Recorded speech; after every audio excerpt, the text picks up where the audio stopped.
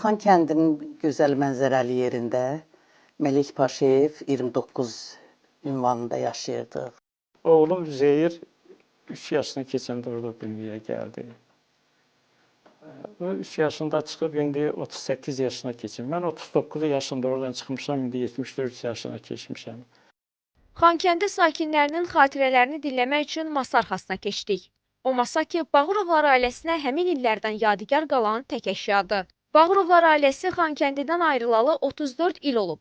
İllər ötsə də, yaşları artsa da heç nə onların yurt sevgisini azalda bilməyib. Xan kəndində 16 min Azərbaycanlı yaşayırdı qeydiyyatda. Eləsi də var, qeydiyyat yoxdur. Orada 10 verisimiz vardı. Dəmir yolu stansiyası açılmışdı Ulu Öndərimizin vaxtında. Hər tərəfdə, məsələn, elə kəndlər vardı, məsələn, Kosalar kəndində erməni yaşamırdı. 1988-ci ilin fevral ayından belə bir hadisələr başladı. Bizə qarşı nümayişlər, Azərbaycanlıları incitmək, iş yerlərindən qonmaq, hədələmək. Müsahiblərimiz əslən Kosalar kəndindəndir. Bu kənd əvvəllər Şuşa qəzasının 1930-1978-ci illərdə Xankəndi, 1978-1991-ci illərdə Əsgəran, 1991-ci ildən isə Xocalı rayonunun tərkibinə daxil edilib. 88-ci ildən sonra mən orada dinc erməni görmədim. Yəni şəhərin bütün məhəllələrində nümayişlər, Afqon dediyimizi qabağında çadırlar qurdular. Zori Balayanın çıxışları, Silva Kapusyanın çıxışları, orada yaşayan Koçaryan, Sərkisyanların çıxışları, hamısı bizə qarşı da, Azərbaycan türklərinə qarşı ki, Qarabağ bizimdir. Hələ onda heç arsaq sözünü işlətmirdilər.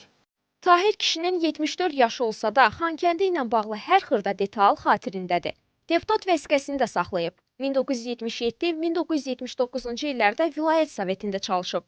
Həyat yoldaşı Solmaz xanım isə Ayaqqabı fabrikində 10 il işləmişəm orada. Artıq bura gələnə qədər orada işlədim. 88-ə qədər işlədim ondan sonra. Ermənilər qoymadılar işləməyə. Biz Turdavoy götürməyə getmişdik.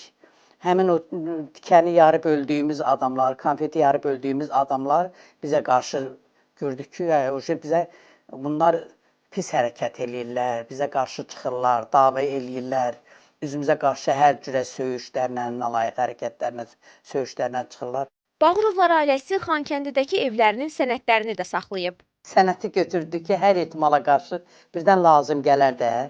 Yəqin bugünkü gündə də lazım olarmış. Bir də bizim ünvanımız qeyd olunub. Burada elə bilginə ki, qeydiyyatda olmaqlarımız qeyd olunub. Hansı ünvandır, kimlərdir ünvanda.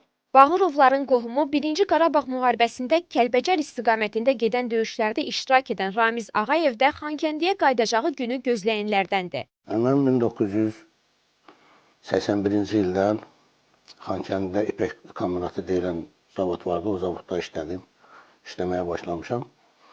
Xankəndidə yaşayırdıq. Yaşayış yerimiz Xankəndi şəhər Ekimyan 4A mənzil 13. Yəni bu adres bizim yaşayış adresimiz idi. Qarabağda baş qaldıran erməni şovinizminin şahidlərindən olan Ramiz dayı o günləri belə xatırlayır.